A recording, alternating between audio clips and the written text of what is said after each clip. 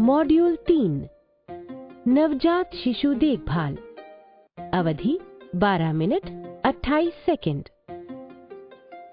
नवजात शिशु देखभाल की इस फिल्म में हम इन विषयों को जानेंगे। आवश्यक नवजात शिशु देखभाल।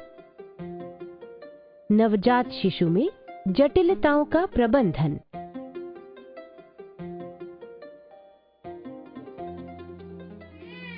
ज्योति ने अभी-अभी बच्चे को जन्म दिया है। यदि बच्चा जन्म के समय रो रहा है और ठीक प्रकार से सांस ले रहा है, तो उसे मां के पेट पर लिटा दें और उसके शरीर तथा सिर को सूखे साफ कपड़े से साफ करें। ऐसे में रूटीन ओरल सक्शनिंग की जरूरत नहीं पड़ती। जैसे कि पहले बताया गया है कि बच्चे के बाहर निकलने के 1 से 3 मिनट के बाद नाल काट दें। ऐसे करने पर शिशु के अंदर खून का प्रवाह बढ़ता है, जो कि उसे बचपन में होने वाली खून की कमी से बचाता है।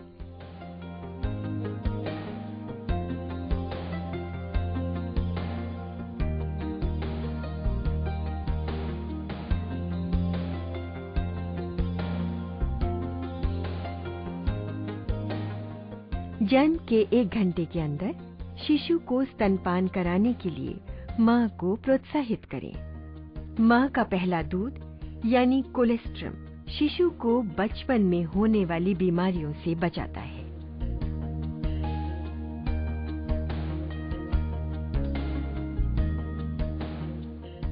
गर्भावस्था के दौरान शिशु प्लेसेंटा द्वारा मां के खून से जीवनदायिनी ऑक्सीजन प्राप्त करता है।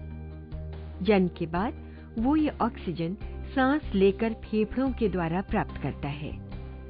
प्रायः सभी शिशु तुरंत अपने आप सांस लेना शुरू कर देते हैं, परंतु लगभग 10% बच्चों को सांस शुरू करने और लेने के लिए मदद की जरूरत होती है।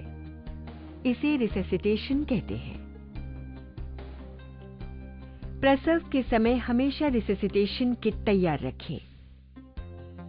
साथ ही 2 या 3 साफ और पहले से गर्म किए हुए तौलिए तैयार रखें।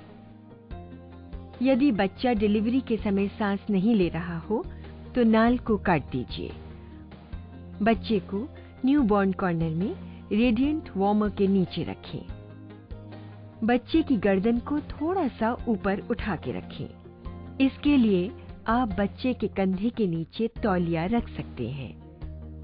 इसके बाद बच्चे की नाक को साफ करें और म्यूकस एक्सट्रैक्टर द्वारा मुंह को साफ करें।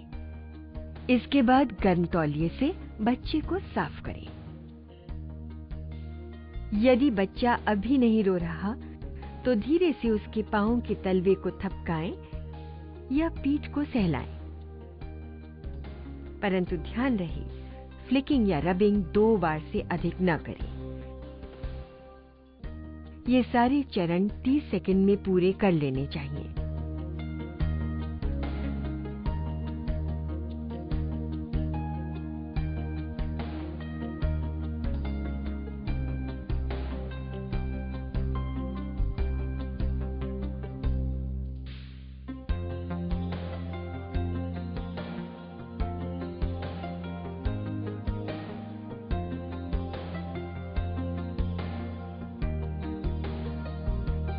यदि शिशु फिर भी नहीं रोता और ठीक प्रकार से सांस नहीं लेता है, तो उसे बैग और मास्क द्वारा सांस देना शुरू कीजिए। एम्बू बैग या सेल्फ इन्फ्लेटिंग बैग का इस्तेमाल कीजिए। इसके साथ 2 तरह के मास्क मिलते हैं, एक समय से पूर्व जन्मे बच्चे के लिए और दूसरा समय पर जन्मे हुए बच्चे के लिए। सही साइज का मास्क चुनें, जो कि आंखों के अलावा ठोड़ी, मुंह और नाक को सही ढंग से ढक ले। उपकरण की कार्यप्रणाली और मास्क के सही माप की जांच कैसे करें? एम्बू बैग या सेल्फ इन्फ्लेटिंग बैग को चेक करने के लिए मास्क आउटलेट को हथेली पर रखें और दूसरे हाथ से बैग को दबाएं। आपको हथेली पर कोई दबाव महसूस हो रहा है?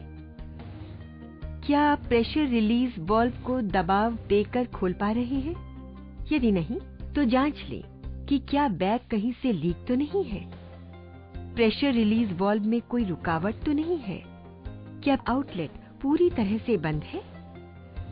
अगर आउटलेट पूरी तरह से बंद है, बैग सही दबाव दे रहा है और सारी सुरक्षा प्रणाली सही ढंग से काम कर रही है, तो क्या दबाव हटाने पर बैग एकदम वापस फूल रहा है? अब हम बैग और मास्क वेंटिलेशन करने के लिए तैयार हैं। जैसा कि पहले भी बताया जा चुका है, बच्चे के लेटने की स्थिति ऐसी रखें, उसके सिर की ओर या सिर के एक तरफ खड़े हो जाएं। यहाँ से आप रिससिटेशन उपकरण को सही प्रकार से इस्तेमाल कर सकते हैं और बच्चे की छाती और पेट को भी बिना किसी बाधा के देख सकते हैं। मास्क को बच्चे के मुंह पर इस प्रकार रखें कि अंगूठा और पहली 2 उंगलियां रिम के अधिकतर भाग को ढकें और चौथी तथा 5वीं उंगली बच्चे की ठोड़ी को आगे की तरफ लाएं ताकि सांस सही प्रकार जाए। मास्क के रिम और मुंह के बीच कसाव बनाएं।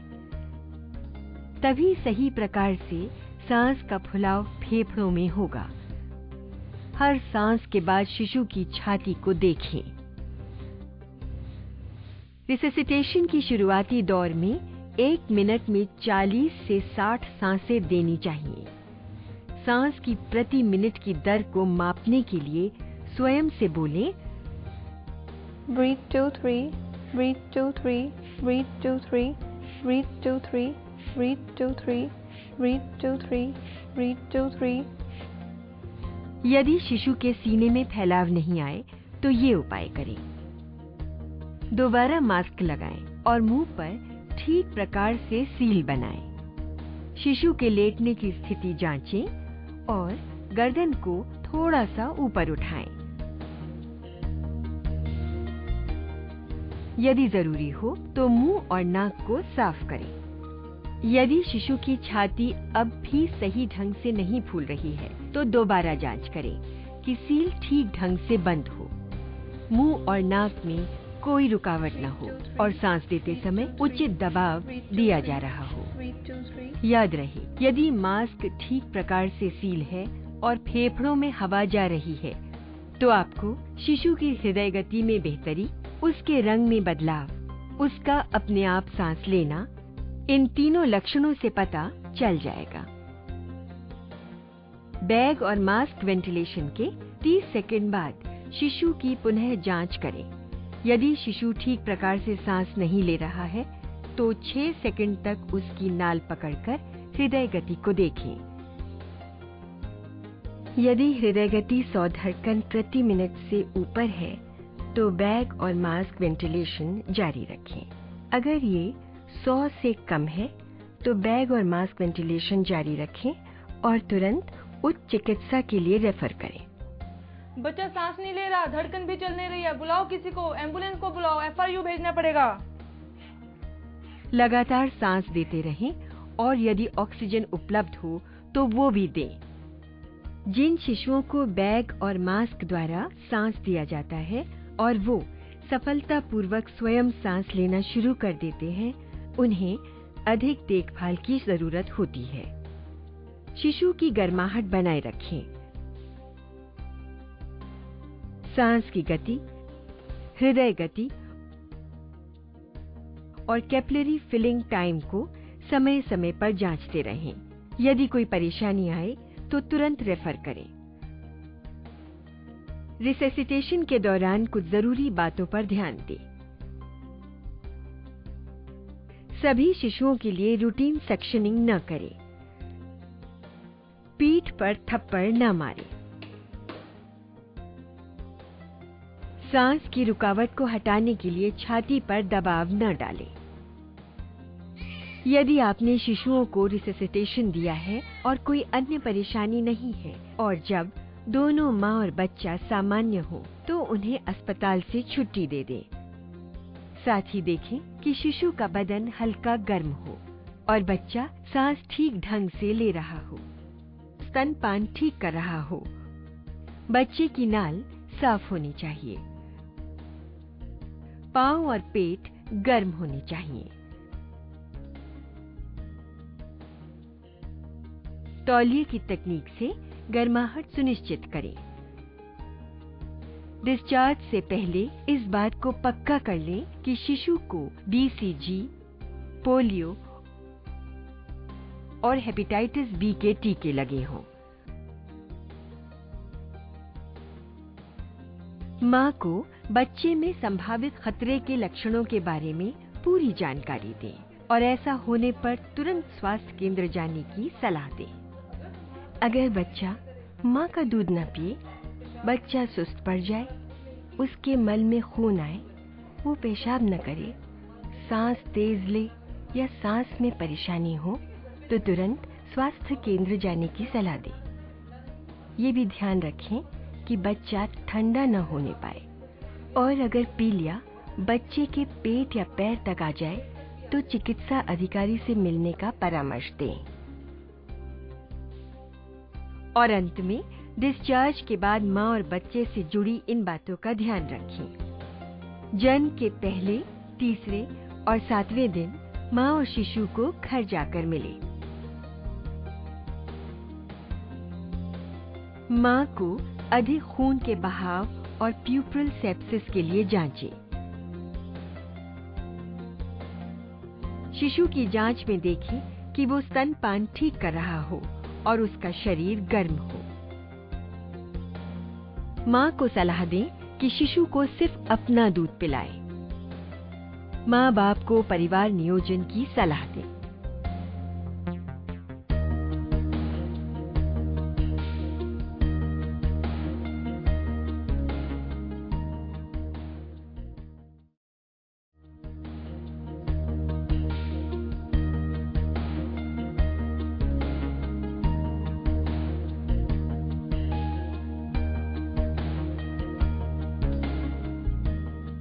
अभी तक फिल्म में हमने जो देखा, आइए उस पर चर्चा करें।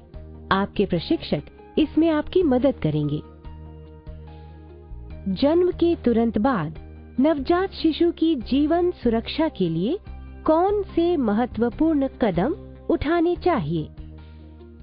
अम्बू बैग व मास्क का उपयोग कैसे करते हैं?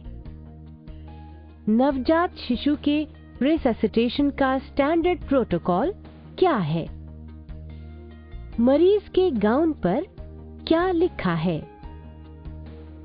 नवजात शिशु को हानि पहुंचाने वाली प्रचलित प्रथाएं कौन सी हैं? नवजात शिशु में खतरे के संकेत कौन से हैं? आइए चर्चा करें।